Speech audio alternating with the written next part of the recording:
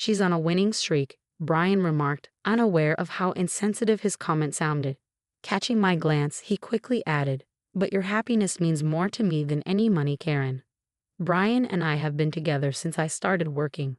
We met at a party, and being the same age, we hit it off. I've introduced him to my grandpa and my sister. Though he hasn't popped the question yet, I've been thinking about marriage. Today, on our first outdoor date, I ended up sharing the news of my inheritance with Brian. I guess I did it because I envisioned him as my future husband. Little did I know I would regret it later." A few days later, I went to the family home I inherited from my grandfather. I planned to tidy up and organize his belongings. The property was spacious, but the house was simple. I thought I could handle it alone as I looked around and contemplated.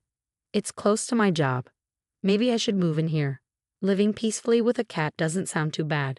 No rent to worry about, and any upkeep expenses should be manageable since I've been saving up. Maybe someday with Brian. Blushing at the thought, I shook my head to clear it. Ready to get started on cleaning, I rolled up my sleeves, but then my phone rang. My sister's name flashed on my phone screen. "Hey Karen, having a blast all alone in that old house?" My sister sounded tipsy, elongating her words in her usual manner. But today it was worse than usual. "Looks like you're hitting the bottle, huh?" "It's still daytime," I remarked with a sigh, to which she let out an exaggerated sigh in return. "Oh, you're such a goody two-shoes." I was right, she was definitely drinking. "I was thinking about moving in here eventually," I replied, hoping to wrap up the conversation quickly. "Really? I'm lounging in a fancy hotel suite right now," my sister exclaimed in an overly dramatic tone. "Guess who's keeping me company?" "I have no clue." "Boring. That attitude won't win Brian over," she teased. "What?" "Sorry, Karen." Brian's voice suddenly chimed in, catching me off guard. Confusion swirled in my mind, but I pushed away any unsettling thoughts. My imagination was playing tricks on me again, conjuring up absurd scenarios. "Shocked, huh?" My sister's spiteful voice cut through. "Ever since you introduced him to me, I thought Brian was quite a catch," she bragged, recounting how she'd been drawn to Brian since I introduced them, how she found out where he worked because of me, and how she'd approached him as soon as he finished work. He had eagerly gone along with her, telling her she was far more attractive than me. I listened in disbelief, unable to find words. "Karen, I'm so sorry." Brian's voice came next. "Please tell me this is a mistake." I tried to speak, but he continued. "As a guy, I couldn't pass up the chance. I do feel guilty, but come on, who can resist a beautiful woman with $20 million, right?" His words, asking for understanding, left me feeling drained of emotion. A chill washed over me, as if all warmth had been sucked away. "You know what? I don't meet a man like you," I declared. My sister's laughter echoed loudly in the background. The voice on the phone reverted to hers. "Well, that's the way it goes. Let's not pretend to be sisters anymore, okay? I don't want you running to me just because you're broke." With those cutting words, she hung up. Overwhelmed by delayed emotions, all I could do was cry out. It's been 5 years since then. A cat was curled up on my lap, peacefully dozing in front of my laptop. It purred contentedly in its sleep. Today was my day off, but I still had some work to finish up at home. "Oh no, this won't help get the work done," I thought guiltily as I gently moved the cat aside. Just as I reached for my phone, it began to ring. An unfamiliar number flashed on the screen. Thinking it might be work-related, I answered without hesitation.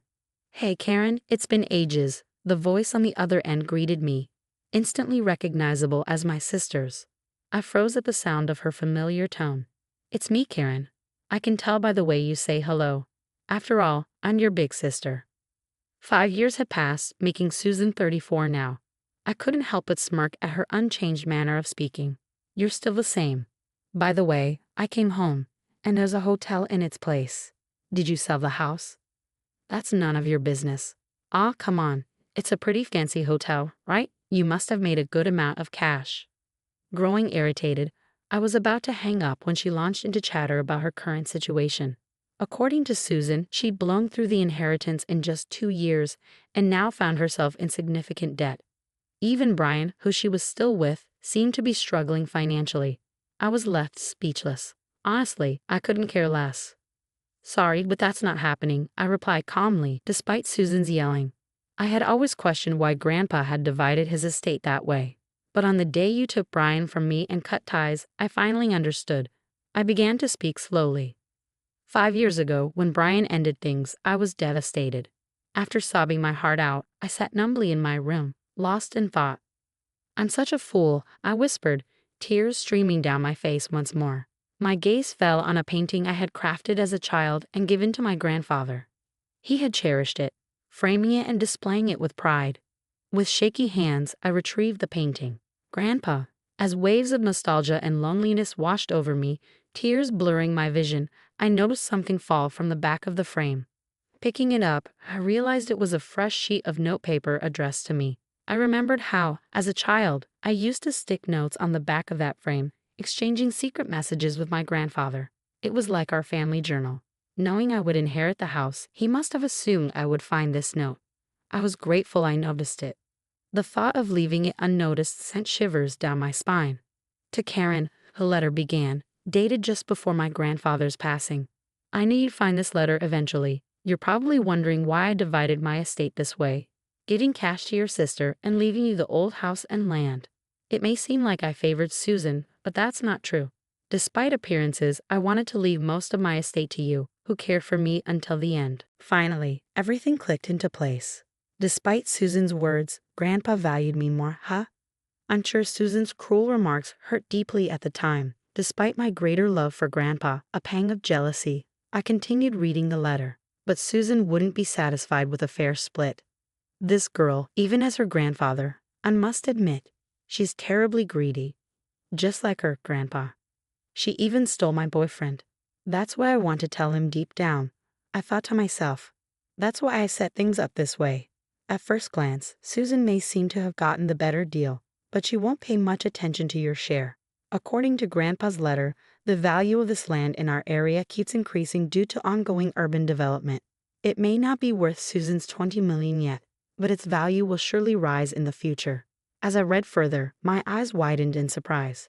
You can live here if you're attached to it, or you can sell it when its value rises enough to make a good profit. All I want is for you to be happy. After conveying the letter's content, Susan clicked her tongue and muttered, "Old hag." I did live in that house for a while, but when I got married, I decided to sell it, just like Grandpa's letter suggested.